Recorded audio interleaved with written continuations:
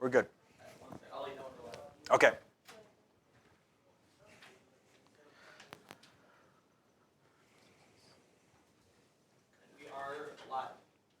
Okay, good morning, everyone. Here to those of you at home on Zoom, thanks for holding in there for us. We're just giving a little bit more time for some of our in-person attendees to make their way in, and we are about ready to get started here. You are at the Financial Flexibility Retirement Seminar. My name is Rick Rodriguez. I work for Fairway Mortgage. This is where we are live from this morning. The Fairway Mortgage branch on Fort Apache and Russell, southwest part of town. And I am a branch sales manager. I'm also the certified reverse mortgage professional here. All I do is reverse mortgages along with my team. And I have the pleasure to have a guest speaker today, Adam Goodman from Goodman Wealth Strategies. He is a financial planner. He's a certified retirement professional, a certified wealth advisor. I can go on and on and on, all the accolades of Adam. We're very happy, fortunate to have him here this morning. And we're going to be talking a little bit about everything. Adam's going to go into more details of overall retirement planning, financial planning. My piece is going to be how we can use home equity in that retirement planning picture portfolio, specifically with a reverse mortgage. So we're going to get started. Adam, a few words that you want to say before we get started here? I would just say to those tuning in, if you want to grab a note sheet and you want to sort of make it into 6 sort of subject headings, and then you can sort of take notes and follow along. So we're going to be covering investing versus planning, sequence of investment returns, investment options, those are first 3, asset location, tax-free retirement options, and then reverse mortgages. So for those of you here, you should have your note sheet, right? So you should have 2 things, your note sheet and the separate, which we'll go through at the end. So yeah, and also, Lan, do you have if they want to type in a question, you can see it. So we'll definitely take some time toward the end. So for those of you tuning in over Zoom, if you have a question, put that in the chat and we'll... Yes. Yeah. We're going to answer.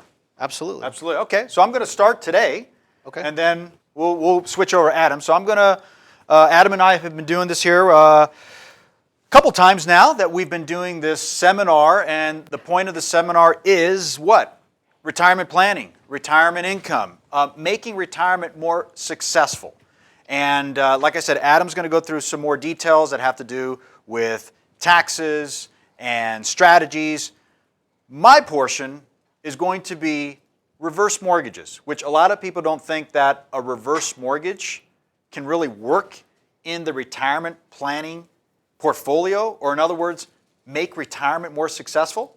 And part of what I'm going to show you today is how a reverse mortgage can do exactly that, how it can provide more liquidity, how it can help grow overall net assets, and in some cases also decrease income taxes. 3 very important aspects of retirement financial planning. So let's get started. And you know about me, right? I just mentioned my information. If you'd like to get more information about the product, myself, our company, you can visit theretirementhomeloan.com. Asking yourself, why wouldn't you get a reverse mortgage? It's a question that we ask a lot. I'm sure you probably heard, maybe you haven't heard, a lot of myths, reservations about a reverse mortgage. 2 of the biggest myths are a lot of people believe that, number 1, the bank takes title to your home. That is false. This is just a mortgage lien, a lien that is recorded against the property, and it does not encumber the title rights of the individual in any way. The second biggest misconception is people believe that the reverse mortgage bank is going to take all the equity in the home, and that is not how the reverse mortgage is structured to work. In fact, the reverse mortgage is forecasted to continue growing your home's equity, even though you may not be making a mortgage payment, which is what most reverse mortgage holders elect to do, because it's an optional mortgage payment loan. Wade Pfau, for any of those who like some research, this gentleman, Wade Pfau, last name is Pfau. He is one of the leading retirement researchers in our country today, done a lot of research on reverse mortgages, has written a few books on reverse mortgages, and he says, used strategically, a reverse mortgage can greatly improve the sustainability of your retirement income, end quote. This is from, again, professor, he's got all sorts of accolades, a financial planner, I mean, I can go on and on. He leads the American College of Retirement Planning. He is, again, a leading researcher in retirement planning, and he did some independent research years ago, and like I said, written books, concluded that a reverse mortgage does have a place in retirement planning. Why a reverse mortgage? Well, a lot of reasons. Unfortunately, a lot of Americans these days don't have as much savings as they did. Investment returns for some haven't been as fruitful as they'd like. Pension plans. We don't see as many pension plans as we used to. Point is that income and savings, as many of us know, unfortunately, for many Americans, has decreased. And a reverse mortgage can help a lot of those individuals by having access to their home's equity, in which we're going to learn a little bit more about how that works, but having access to their home equity without requiring a payment, and the different strategies that one can employ with using home equity without being required to make a payment, which are things that we're going to discuss. These are our three buckets to help further explain how a reverse mortgage works in retirement planning. Bucket number one is our monthly income. And many of you maybe have seen this. Bucket 1 and 2 are buckets that a lot of financial advisors use in their consultations with their clients. So a very similar strategy, which is monthly income, bucket 1. In our working years, 18 to 61, pre-retirement for many, what happens? Well, you're working and naturally this bucket is increasing. You're making income. It's, for many, W-2 wages, and your income is growing, and a portion of that, for many, is able to then be deposited into bucket 2. Bucket 2 is your nest egg, or simply stated, your savings bucket, where you can have your investments, your 401ks, your stocks, your bonds, right? So it's a very logical concept that most of us have accepted, where you make income, and a portion of that income you're going to put away for savings. So that what? So when you retire, when you get to the age of 62 and over, for many, retirement age, many stop working, right? They're retiring. So what happens naturally? Well, their income starts to decrease, right? So bucket 1, you start decreasing bucket 1 naturally because there's not as much working income.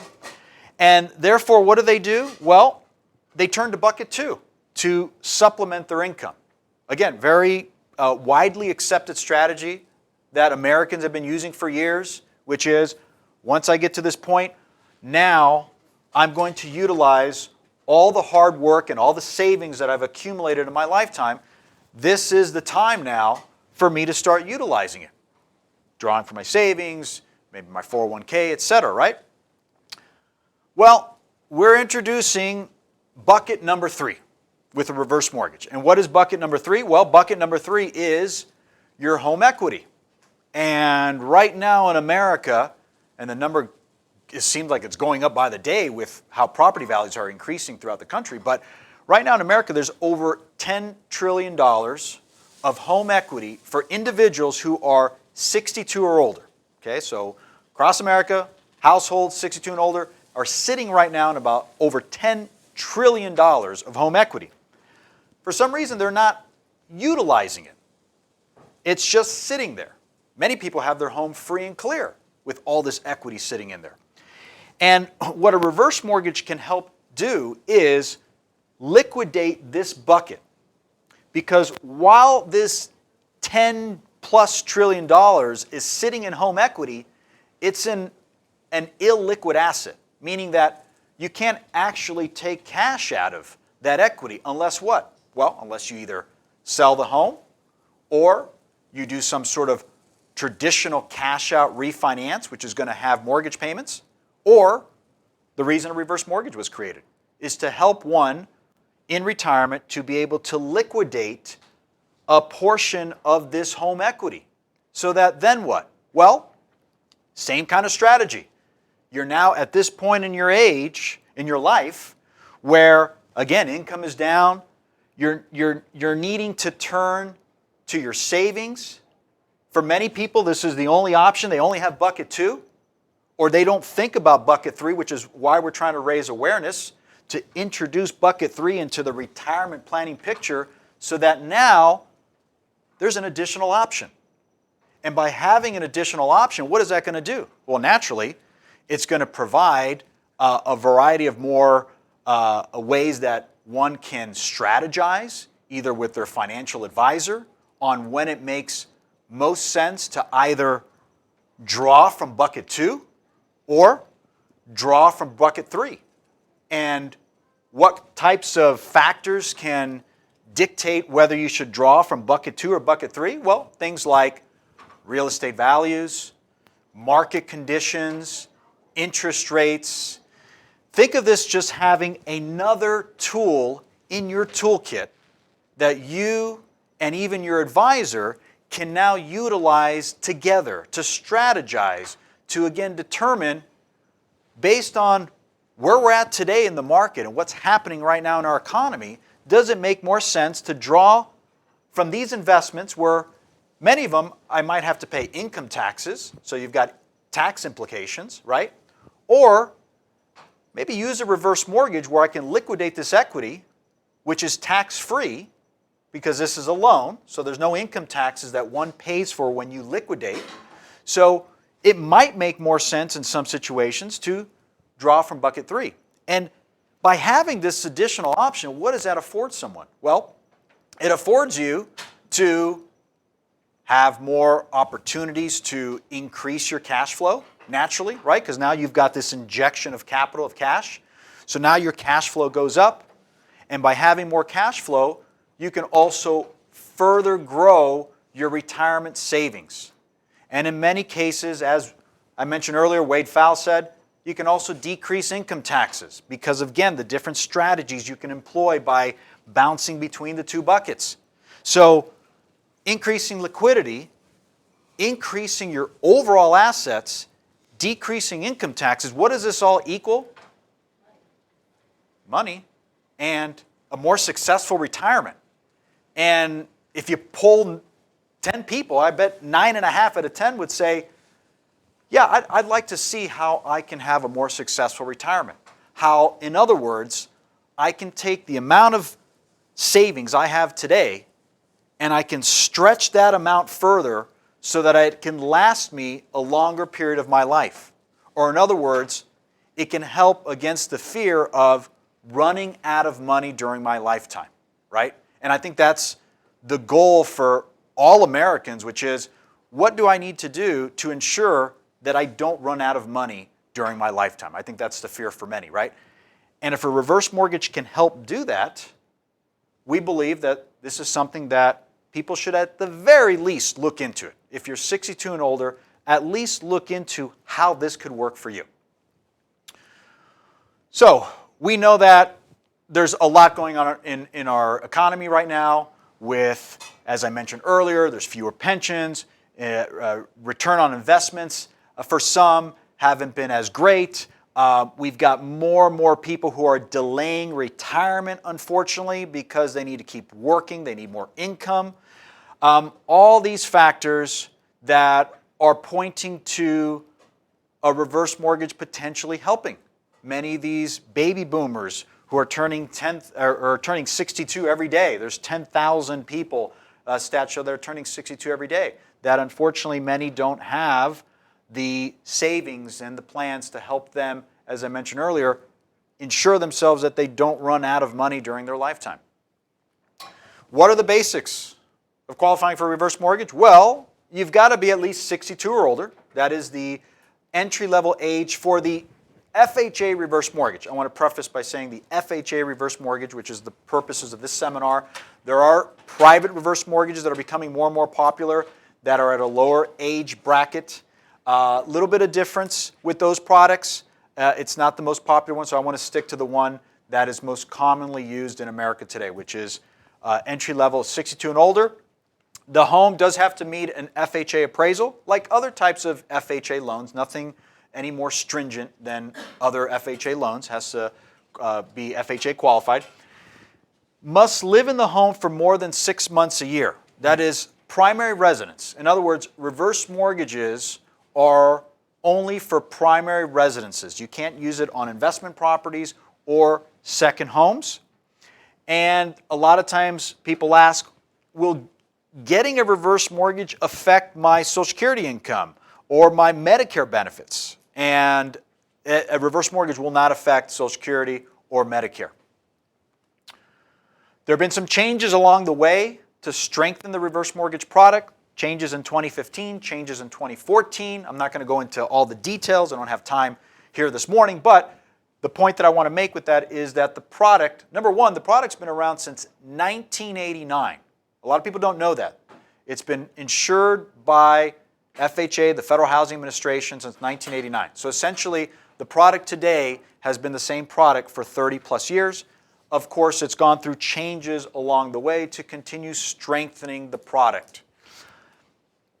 The benefits of a reverse mortgage, well, as I mentioned earlier, you keep title to your home. That's the biggest misconception. People think that, well, I'm giving up title to my home, the bank owns the home now, and I'm just a tenant in my own house. Again, that is false. The title remains with you. When you pass, the title goes to whomever you want the home to go to. Beneficiaries, children, your estate. If you've got a trust, it's going to go to whomever you want that title to go to. The reverse mortgage does not get in the way of that. It is a lien, however, that does need to be paid off when you're no longer there, which we'll get into the terms of the reverse mortgage. But basic credit, income qualifications, in other words, qualifying for a reverse mortgage is not as difficult as other conventional types of mortgage products. The credit is not, there's not a minimum FICO score, for example, like there are with other products. And the income, many people know of this 41% debt to income ratio that you have to have with regular loans. That is not the case with a reverse mortgage. So it's much easier to qualify. What can it do for you on your existing home? Well, for many, it can help them get tax-free cash, up to 50 to 70% of their home's value. 50 to 70%, there's a range there. Why? Well, it's based on a couple factors. It's based on one's age. The older you are, the more you qualify. It's also based on the current interest rates. As interest rates go up or down, that also affects this percentage. Never a monthly payment. So when you obtain a reverse mortgage, the big luxury of it as compared to other mortgages is that you don't have to make a mortgage payment for as long as you're living in the home as your primary residence. So that gives you the ability to have more liquidity, use cash for other purposes than just continuing to put it into real estate for the next 30 years or so. For what purpose? To have a home free and clear when you're in your 80s or 90s? For many, that's not of service to them, so this is why the reverse mortgage was created. You still, however, whether you have a mortgage, a reverse mortgage, or no mortgage, you still have to pay your property taxes, your HOA if you live in an HOA community, and homeowners insurance. So keep that in mind. You still have to pay those maintenance fees, but there is no mortgage payment to the mortgage lender. When is the reverse mortgage due? Well, the reverse mortgage is due when the last living borrower permanently leaves the home or they choose to sell the property, right? Which is common sense. You sell a home with any type of mortgage on it, you have to pay off that mortgage, right? So that works no different.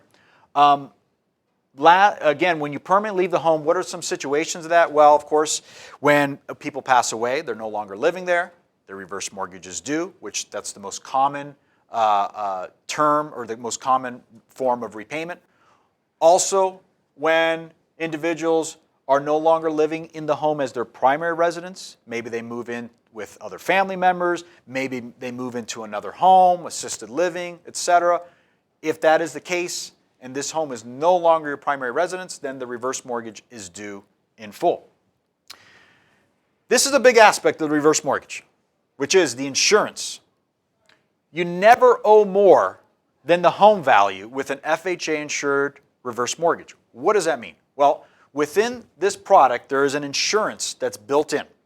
And the insurance acts as a safety net so that in the event that property values, real estate ever goes down, like we saw 10 years ago, 12 years ago, and a person owes more on the reverse mortgage than what the home is worth, they're upside down in other words, and if they go to sell the home, or their beneficiaries or their estate goes to sell the home, that deficiency is covered 100% by the insurance without any blemishes to the borrower or the estate, and there's no dollar limit up to how much that insurance will cover.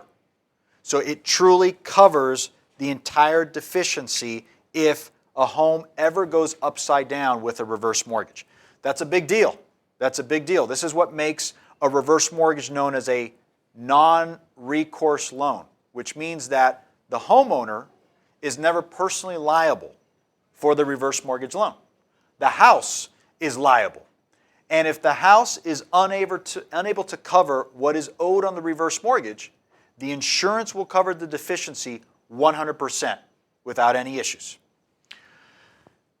Purchasing, a lot of people don't know you can purchase a home with a reverse mortgage. We actually have a separate course. We actually teach realtors how to do this. I'm actually accredited by the state of Nevada to teach a 3-hour course to realtors on how to use a reverse mortgage to buy a home. I'm not going to get into details here this morning, but just wanted to point that out, that you are able to purchase a home for as low as a 25% down payment. Again, depending on your age, the older you are, the less you put down. How can you liquidate the home equity with the reverse mortgage? In other words, how can you take the cash out? Well, there's 3 ways.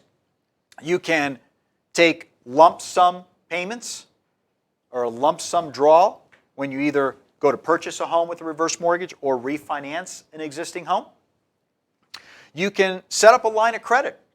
So the amount that you have available as a reverse mortgage loan, you can have that entire amount or a portion of that amount placed in a reverse mortgage line of credit where you can make withdrawals from it when you need it. I'm going to touch into this a little bit further here in a moment because this is really a big topic of reverse mortgages, the line of credit. You can also, as the third option, set up a monthly payment plan where you can take out monthly payments for a certain number of years or even for what we call tenure, which is for life. These are the 3 ways on how you can access the equity in your home via a reverse mortgage. Properties, all different types of properties are eligible for a reverse mortgage. 1 to 4 units, manufactured homes, condos that are FHA approved, PUDs, townhomes, and even properties that are in a living trust, unless you live in the state of Texas. All different types of properties are eligible for a reverse mortgage. Okay, the big moment, the line of credit. This part I love. So, again, this is one of the options on how you can take equity out through a reverse mortgage, the line of credit. It works similar to a home equity line of credit for those who have ever had a HELOC, far superior in a couple different ways that I'm going to point out. I've got an example here to kind of illustrate this. So in this example, we have a 62-year-old individual whose property was appraised for $600,000.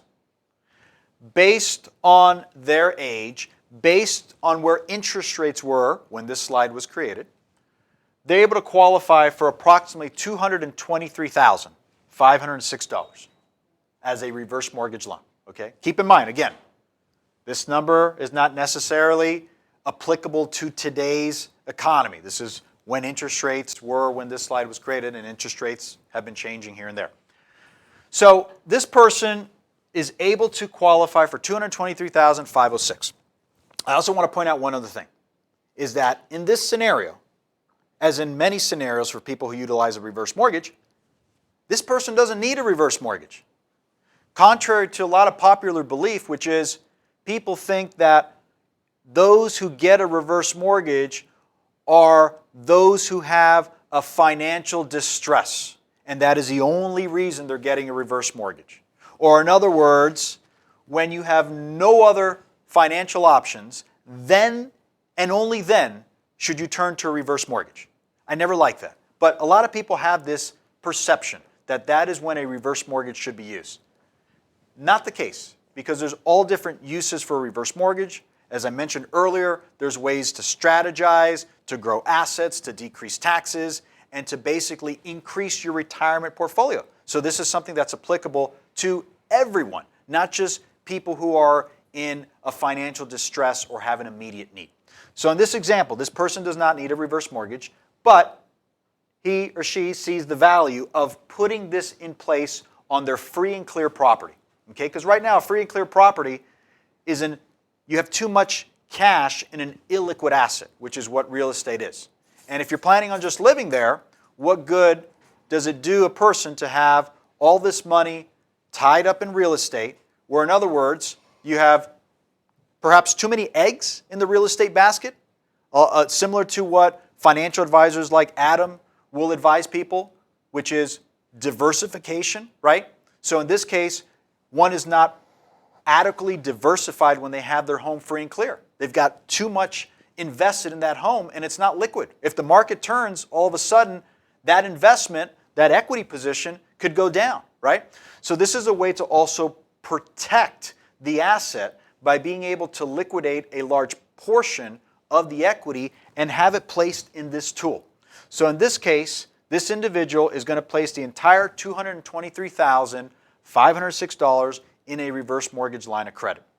And this line of credit it's liquid. It's on standby. So anytime you need it, you simply send in a request and those funds get direct deposit into your bank account. You don't have to go through a reapproval process. Also, this amount can never be reduced or taken away from you, which is a big difference from a home equity line of credit when people are just using it as a standby measure. Creditors can reduce it. They can close the line on you if it's inactive, if you're not utilizing it. With the FHA reverse mortgage line of credit, one of the other reasons, or one of the other assurances that the insurance provides is that line of credit can never be reduced or taken away. So one can truly have that as a standby. The other big thing is this. A reverse mortgage line of credit grows at the same interest rate as the loan balance. It's a growing line of credit. So in this scenario, this orange graph is the line of credit, which starts at $223,000 at age 62. This green graph is real estate. And real estate doing what real estate historically does. Not what's been happening here in Las Vegas as of late, but historically, which is about a 4% appreciation rate. So this is real estate starting at $600,000 and going up over the years. 62, 64, 66, so on and so forth. You see this line of credit, this line is growing. Again, this is because this is a growing line of credit, meaning that this $223,000 is going to become larger over time. Any amount that's kept in the line of credit, whether you keep the entire amount or you can certainly make withdrawals along the way, and whatever the remaining balance is, that is guaranteed to grow with the reverse mortgage. Guaranteed. As long as interest rates are positive, of course, this will grow independent of what real estate's doing, which is another big point. So if real estate starts going down, we showed what real estate will naturally, or what historically what it does, but if real estate was to go down, this line of credit is guaranteed that it'll keep growing. So in this scenario, we're going to stop at age 89, which is where this crosses over the two lines. What happens at age 89? The home value is estimated at $1,024,000. The line of credit has increased from $223,000 to $1,026,000. It has now surpassed what the home is worth. And again, this is on a standard market. We don't want to show any, any distress situations, but envision if real estate went down and this wasn't as large, this line of credit would be much larger, right? Going back to how you can secure and protect the asset from real estate depreciation. So at this case, this person now has more in their line of credit that's in their home value. What could they do here? Well, at this point, they could decide, you know what, we're going to take all this cash out for whatever reason. They don't have to give a good reason. They could just take all the cash out. They take all the cash out. What happens?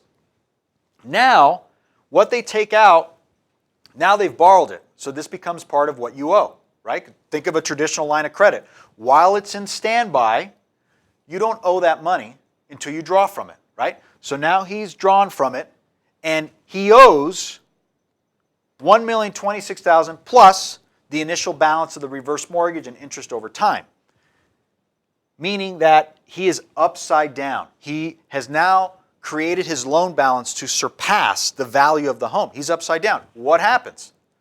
Nothing happens. Does he get a notice? Does he get a letter? Someone say, hey, you just caused yourself to go upside down. That's not allowed. No. The insurance is what allows for this. The insurance is what allows someone to utilize this line of credit irregardless of real estate and home value, right? This person takes out all the money, they're upside down, then let's say they go to sell the home, it's upside down. What happens? As I mentioned a little bit ago, the insurance takes care of the shortage, the deficiency from what the house can't cover when it's sold, 100%. So in this scenario, this person was able to come out ahead further with a reverse mortgage line of credit than simply selling the home. And this is also not taken into account. Well, what if this person would have taken some money out and done some things with it, accomplished some goals, maybe put some money in investing to further grow assets? I mean, that's a whole other topic conversation that could obviously show even further growth than what we're showing here. But just keeping it simple, it's showing how a line of credit can be a very powerful tool within the reverse mortgage. I can go on and on about this, but we don't have that kind of time for another time, but this is a very important aspect. So, change in the perception of reverse mortgages. A lot of people think, oh, it's the loan of last resort. When you're down and out, then and only then use a reverse mortgage. We're looking at this as the loan of first resort. Put this in place as soon as one can to experience this growth, protect the asset. For people who are in financial distress, well, that's what a lot of people have thought for years, but we're trying to change that shift for people looking for more financial options to, again, grow assets, increase liquidity. Is it better to wait until needed to put a reverse mortgage? Well, we saw with this graph here, the sooner you put this in place, the sooner you're going to start experiencing some growth. So, best use as early as possible to maximize the growth on the line of credit. Not only is our industry saying that, but outside researchers like Wade Pfau, I mentioned earlier, his research concluded, and he's not a reverse mortgage guy. He's, again, a retirement research professor here in this country, and he's saying the same thing. Continue with current mortgage payments. For people who currently are making mortgage payments right now, should they continue making those payments for perhaps the rest of their life to have a home free and clear when they're in their 80s or 90s? For some, that might be the goal. That might be the objective, to leave a free and clear property to those behind them. For others who want to utilize that equity, like we were explaining in the 3 buckets earlier, who want to use that equity today for their retirement to make their retirement more successful, make a payment to the reverse mortgage and your line of credit. You can actually take out a reverse mortgage and make payments towards a reverse mortgage. Most don't do, but the advantage of that is that every dollar of every payment goes into your reverse mortgage line of credit, where then you're experiencing that growth that I was showing earlier. All different uses for a reverse mortgage. I won't go through all of them. I'm running a little short on time. I want to get Adam up here as well. But You can refinance your standard mortgage. So if you got a mortgage with payments that you're making payments, you could stop that now, increase your cash flow by putting a reverse mortgage in place, possibly also having some cash available that you can take out as lump sums, put in the line of credit. Standby portfolio protection. This is the strategy of using the line of credit as one of your tools in your toolkit. Just having a standby, working with your financial advisor. Hey, where should we draw from this year or this month? Should I draw from my reverse mortgage line of credit? Or should we draw from our other investments, our stocks, our bonds, our 401k? What makes the most sense? It gives you another tool in the toolkit, right? Enhance your retirement plan by increasing monthly income. Naturally, by having more access to liquidity and equity, you're going to be able to increase income. Strengthen cash reserves. Hedge against future declines in home equity. I just talked about that a minute ago, how you can protect the home asset. A lot of people don't think about protecting the home asset. Safeguarding against dual income. Use the line of credit for long-term care. That's a whole other topic. Unfortunately, there's not enough long-term care insurance that Americans have today, unfortunately. Purchase a home. It's just a little snippet on reverse mortgages, right? But we wanted to at least raise the awareness, show how this product can be used in a variety of different ways, not just for those who are in need, but variety of different ways to, in conclusion, strengthen the retirement portfolio. That's the whole goal of it. So I am going to turn it over to Adam, and he's going to talk a little bit more about retirement, taxes, great stuff, annuities, all sorts of stuff, right? We're going to do a little switch here on our slide. Can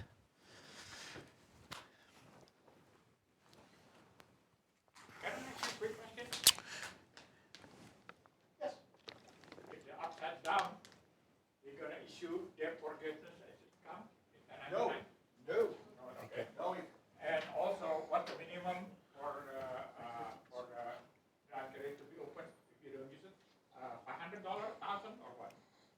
Okay, while Adam's getting set up, we had a couple good questions in the audience here. I want to make sure those at home heard it too. The first question was, one more time for me. No debt forgiveness as it comes? The question was, if you go upside down with a reverse mortgage and the home is sold, with many other mortgage products, you still owe the debt because you're personally liable to the mortgage debt. So you may be able to get pardoned by the lender, like a short sale, but the IRS is going to say, you still owe that money, right? That's income that you're going to have to pay taxes on because the debt was forgiven up to a certain amount. With a reverse mortgage, that is not the case because it's a non-recourse loan, meaning that the only recourse is the collateral, the house, period. And then the second question was? What the minimum account to be open? Okay. Question is, if you set up a reverse mortgage and use the line of credit as just a standby measure, meaning you don't have immediate needs for it right now, but you want to use a strategy like I depicted in the slide, is there a minimum amount of loan balance that you always got to carry to keep the line of credit open? Yes. With most investors, it's $500. So as long as you keep a balance of $500 or more as far as your debt side, what you owe, then you can have that line of credit on standby for as long as you live in the home as your primary residence. The third question, okay? Some senior citizen, for some reason, maybe even easier to comply, they're not qualified. So can their adult child to co-sign the loan? And if they co-sign the loan, they have to be there, and they have to be part of the homeowner of that property? Yeah, so the question is, if a homeowner who's trying to qualify for a reverse mortgage, if they have a hard time qualifying for debt or for income or credit, can they have someone co-sign?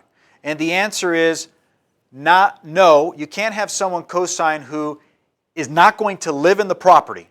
So the only other individuals that can go on the loan with you are spouses and other people who are 62 and older who live in that home as well as their primary residence. But I will tell you, qualifying for a reverse mortgage, much, much, much easier than any other loan. We have other ways of using income than traditional mortgage products, so we don't have as much troubles as we do with other loans. Ask a friend or their child just to pay minimum as a rental, and they didn't have to be part owner of the property, or they have to be owner of the property if they live in there. Repeat your question. I want to make sure I heard it. So for the cosigner have to be live in the house, okay? A co-borrower has to live in the house. Is that co-borrower have to own part of the property? Or Yes. Yes, they have to be on the title as well.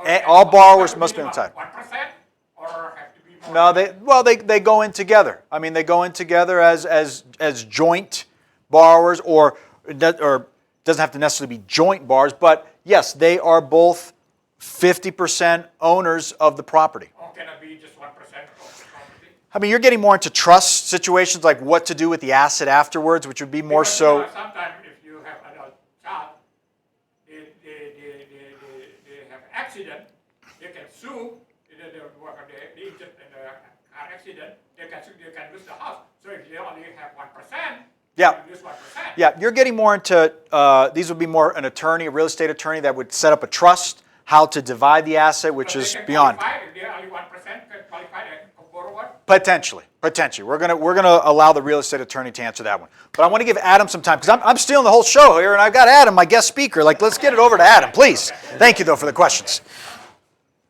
Thank you very much, Rick. So guys, we're going to, part of the other 5 areas that we're going to cover, the reverse mortgage in a lot of cases, it makes sense that it plays a part when we're talking about investing versus planning, figuring out retirement income. And I think for a lot of people, it's about navigating life, right? And it's changed, right, as we've all experienced over the past couple of years. And for a lot of people with their money, interest rates are lower, the stock market volatility is higher. There are other non-financial concerns. So I have this image here because I've been working with individuals for over 10 years now. I'm independent, so I'm not restricted by certain companies.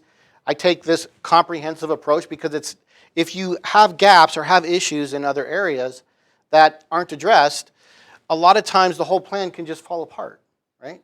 And so a lot of times what I find is people are just unsure necessarily what are the potential problems that they need to address, right? So hopefully by tuning into today, what we're going to present to you, you'll have a much better idea whether it's for you, whether it's for a client, a parent. So as Rick mentioned a little bit, I'm not going to too much longer, right? So I'm an investment license, insurance license. I also have these educational designations. And again, it's looking at the whole picture, right? And so liquidity and tax planning is where I see the reverse mortgage can play a part in the whole retirement plan. Now, for some people, it may also be a simple estate planning solution, right? Because of not having to worry about their beneficiary having to sell a property. We just give it back to the bank, right? But we're talking about designing a plan, right? So there's plans for people that are living and then plans for after, right? Most people want to focus on for them. So that's really what I'm going to share with you as far as focus on. But if your specific situation involves kind of what Ray was asking about, right? Some estate planning concerns, that could also be an attractive feature, right? And as Rick mentioned, there's a lot of long-term care could be a part of it. So our compliance makes us have this up. Basically, it's just saying that what we're talking about is educational. Before implementing anything, you want to work with a licensed professional. Oftentimes, the right choice for one person is different than someone else. Everyone's unique and different, and that makes sense, right? So we'll jump right in, cover those five areas for you guys, take your questions. So investing versus planning, the sequence or order of returns, in different investment options. I'll also find that for a lot of people, that's a big education as far as understanding maybe some options that could make sense that they weren't aware of and weren't as familiar with, and getting more familiar with it and determining does it make sense for them, to what degree, and so forth. Asset location, that's a big part of tax planning, and tax-free retirement income options. And this little diagram here, things that matter, things we should focus on, and the overlap. And so tax planning, if we understand the rules and we apply them, that is something that we can control. And it definitely matters. It can make a difference in the bottom line. But there's a lot of other things that are important that we can't control. We can't control stock market fluctuations. We can't control interest rates. We can't control the order of investment returns when they're going to come in, right? But there are things that we can do to navigate those potential issues, to minimize the potential negative impact of those issues. And a big part starts with the planning. And reverse mortgage falls into that planning scenario, right? Determining, does this make sense for me? If yes, no. If it does, in what way? Should I use it as Rick was talking about? There's many different ways to use it, right? What I found over the years is that when you do good planning, it makes it so much easier to do investing, right? A lot of times people want to start with investing. They'll ask, do you think the stock market's good? What do you think about this? It could be good for you. It could be bad for someone else, right? What is your risk tolerance? What is your timeline? What does your other tax picture looks like? What are your other concerns, risk factors? So definitely be aware of that. And that's a big area that I focus on with my clients, is starting with the planning, and then we can make much better decisions when it comes to investing. We understand what are the risk factors for that individual, what that person's risk tolerance is, and so forth. So the sequence of returns or order of returns, this is a major concern during the retirement income distribution phase, not so much during the accumulation phase. So what this chart is showing is two different scenarios. We start with $100,000 during the savings years, right? And we just use that as an example. Your number's bigger, you just multiply, right? Less divide. And years 3 through 8 in both scenarios have the same positive 10% return. The difference is during the early years and the later years. So here we have large losses early and two great positive years at the end. And in example B, we have the opposite. We have the gains early and the losses late. Now, a couple things to take note of this scenario is, number one, they end up at the same place, right? You started with 100 and they end up with 154,764, okay? If they stay the course. Now, in my experience, money is logical, but for a lot of people, maybe even more so, it's emotional, right? And nobody wants to invest to lose money. And so in a lot of situations, for example A, I would question, is this person going to stay that course? Right? Because you could see in year 2, after 2 large losses right away, that 100,000 is now 56,000. So this is making an assumption that I think in most cases is not accurate, that the investor will stay invested. Right? If the investor doesn't stay invested, right? But you can see end up at the same, right? Now this person, example B, is thrilled in the early years, right? Hey, everything's going good. This was a great investment, right? Until year 9, right? Thrilled in year 8. But even maybe after saying, well, I'm still doing pretty good. I'm okay. But again, it's about quality of life. Money is just a tool to help you live and enjoy your life, right? It's a very important resource, right? So I guarantee you, this person is having a better quality of life during those first 8 years than this person, right? Now, the other thing that we're assuming is during the saving years is that the individual is really not relying on this money. Right? This is that rainy day, this is that retirement. They have their income to support that, right? So they can withstand more fluctuations, more negative outcomes than someone during the withdrawal period, someone who needs to add a regular distribution. So now what we've done here, we have the same investment returns and the same 100,000, but we added a $6,000 withdrawal each year, $500 a month, right? And what you can see here is a very different scenario, right? You can see here that they don't end up in the same place when it comes to the dollar amount, right? Because if you sustain large losses early and you add on top of that a withdrawal, it dramatically decreases the account balance and makes it so that even when there are good positive years, there's not that much money in the account to benefit from that, right? And so a lot of times we call this Mr. Unlucky, Mr. Lucky, right? We're in Vegas, right? Who wants to roll the dice with their retirement, right? Most people, they don't. But most people, Rick was there. We did this presentation. I asked, how many of you are familiar with order of returns? And nobody, right? I call this this is the most likely cause of a retirement income plan not working out. And it's sad that the majority of people don't know about it, right? So how do we minimize the potential negative impact of if, when you decide to retire, if this happens? And really, this is not just some scenario that we just made up, right? If you just think about this, this is someone who retired in 2007, 2008, right? They had a couple years negative, right? And many years of positive, right? And we haven't had a huge negative. We'll see. The market's doing some crazy things this month, right? But this isn't that far off, right? From a 2007, 2008, 10 years. Versus if you had over here someone who retired in 2010, right? And they had a good run, and now potentially they're running into this type of scenario, right? How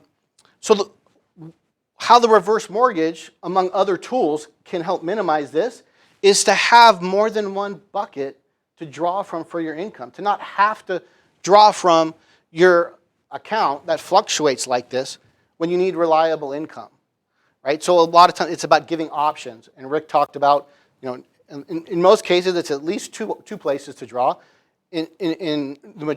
Far more often it's at least 3 options of where we can draw income from, because we also want to consider taxes in that as well. So I think there's a lot of confusion for consumers, for individuals, around what's the right approach for them, how their money should be invested, whether it should be stocks, bonds, real estate, cash, that's their plan.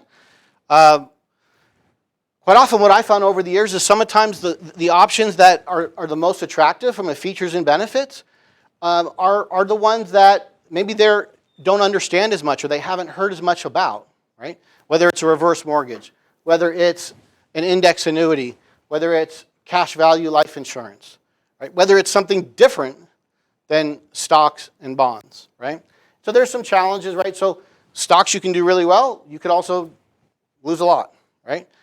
If you're looking for a predictable plan, it may not be the best tool.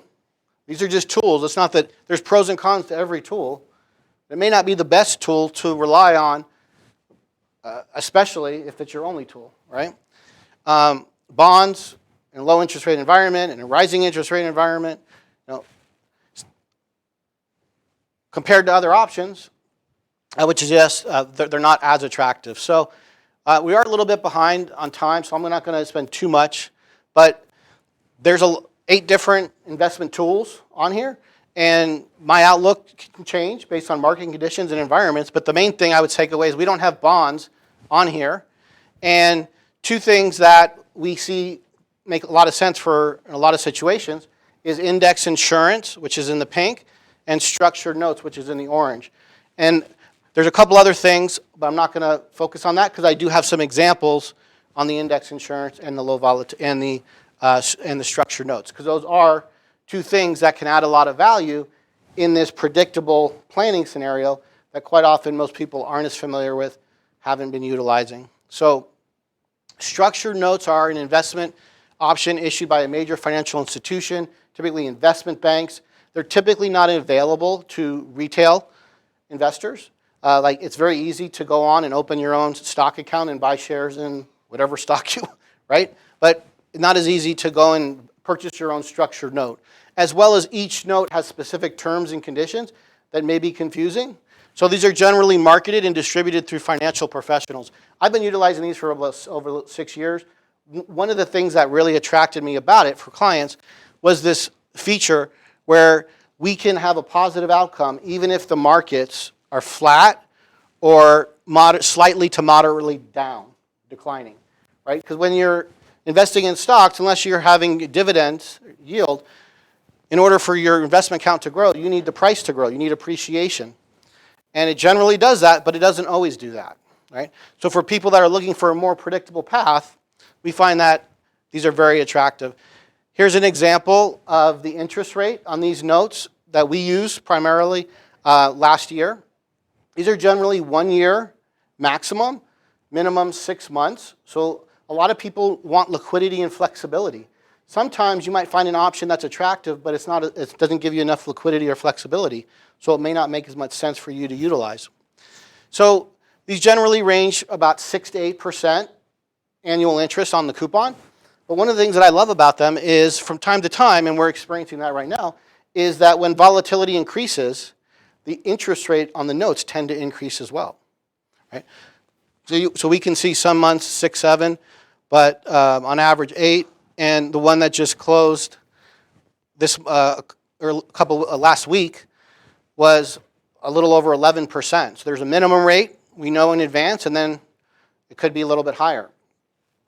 So to be able to earn, that kind of interest rate, there are some advisory fees, and you have to factor in that these aren't principally protected. So if we use them on a regular basis, we have to expect that an individual note investment will have a loss along the way.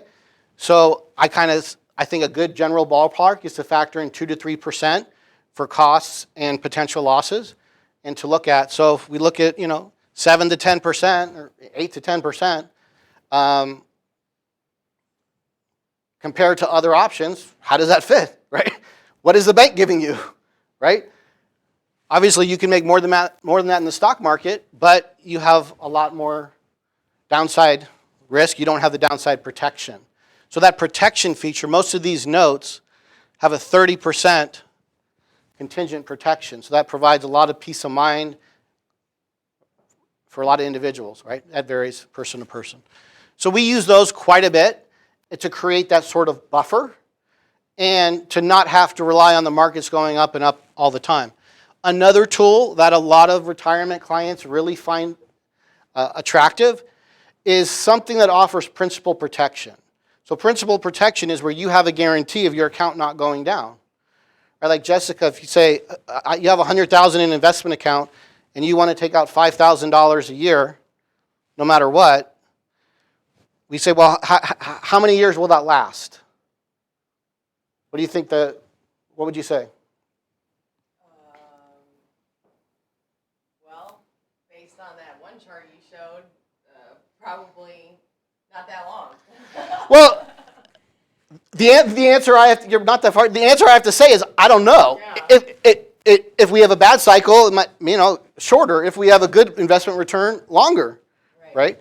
Whereas if we say we use a principal protected instrument, we know at a minimum we have 20 years, right? Because we started with 100,000, we have 20 years. We're not even factoring in the interest that we're going to earn. We're going to earn some interest, right? But now we have much more predictability. So we went from the potential range of outcomes here to a much narrower range of outcomes.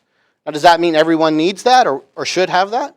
No, for each person, right? But a lot of people I talk to in retirement, they prefer predictable, consistent versus, right?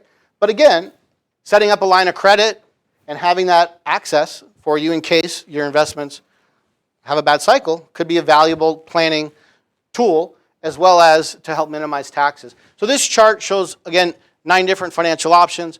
Anything above the blue line does not have principal protection. So you can do well, you could lose, right? It's expected that you would do better with stocks over bonds over time. So the further right you go, the higher the risk, the higher the expected return. But that doesn't really work. It doesn't always hold over a short time frame, right? Anything could be the best performing. A lot of people say, well, what do you think is best? Like, I don't know, and what time frame are we talking about, right?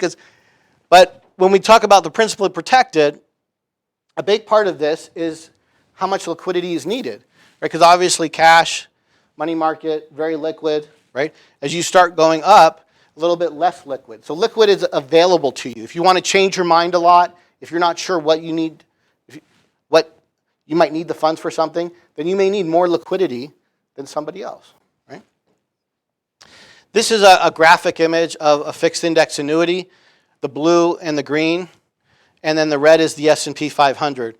So what you'll note, and then this solid blue is just a straight fixed. Could be a CD or a fixed annuity. So this is something where you're going to earn a fixed rate. In this chart, it's 2.5%, right? And nobody would expect, no one I talk to would expect a 2.5% fixed interest to outperform the stock market over an extended period of time.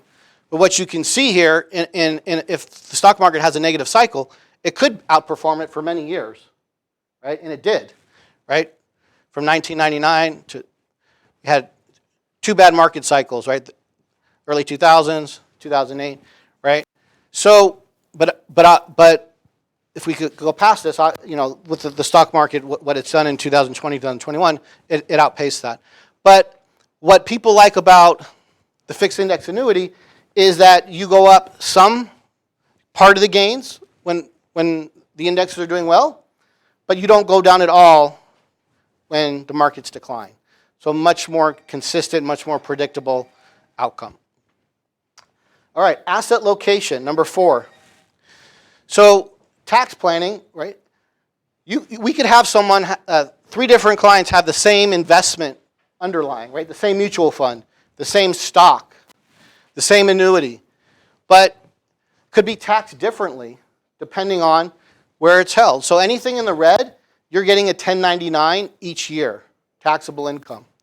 Anything in the yellow is tax deferred. This is where most people have the majority of their retirement savings, 401ks, IRAs, 403bs, 457s, right? People like this during the savings years because they save money on taxes, putting money in, and that's great, very attractive, but is that the best decision long term? Should that be your only instrument or vehicle that you're utilizing, right?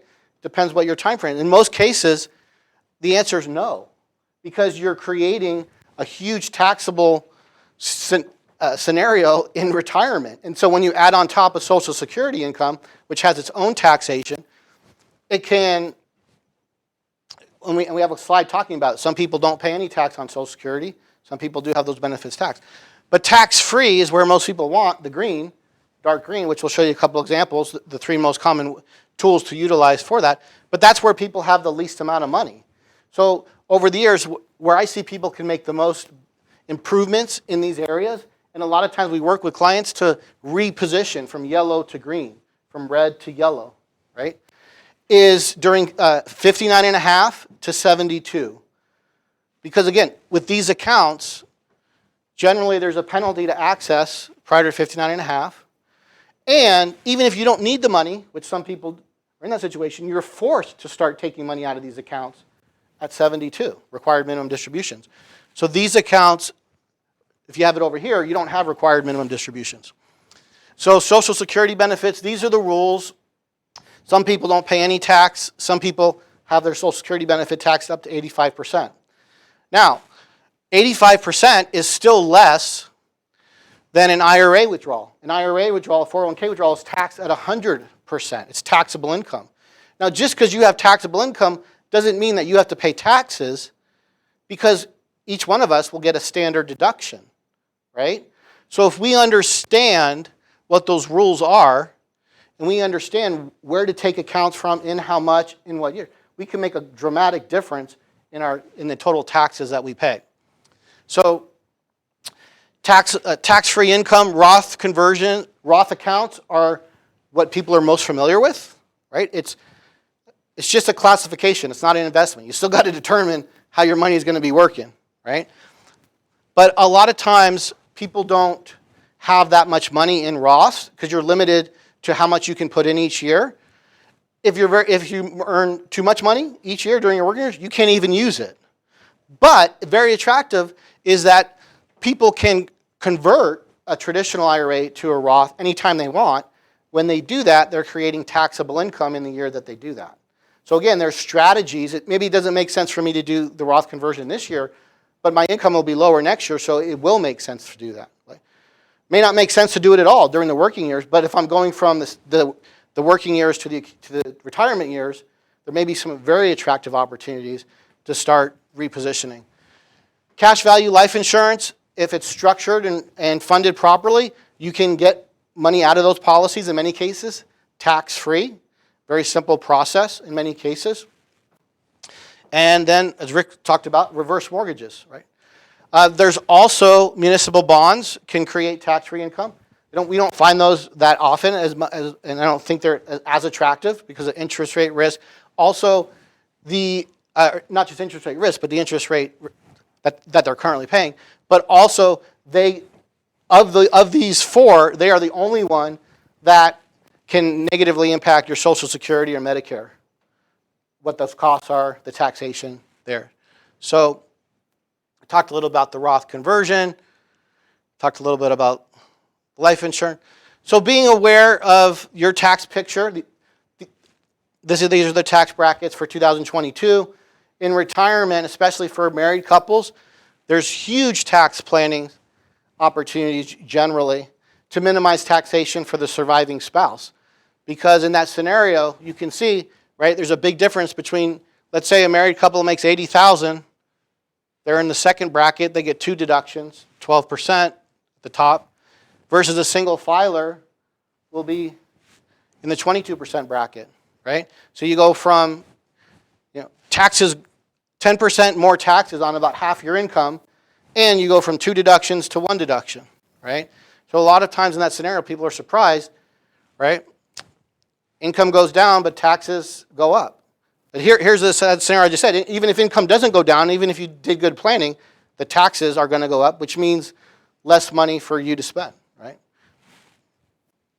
So when I work with individuals to try to help navigate all this and come up with the ideal strategies and solutions, it starts with what are your concerns, what are your areas, right? Taking an inventory, doing that planning. So this is a worksheet we use, initial concerns. Clients can let us know, number 1 are the top concerns, 2 not so much, 3 not at all. So if you'd like this, send me an email, let me know, or just if you're here, just mark it on your sheet. We'll be happy to share that with you. And again, as we're wrapping up, keep in mind the whole picture. And that's what we got. So thank you very much, everyone. Well, any questions on what we just covered? Audience first, and then Lance, any chat? Nothing on Zoom, but I didn't prompt them, so I'll let you know. Okay, give them a chance.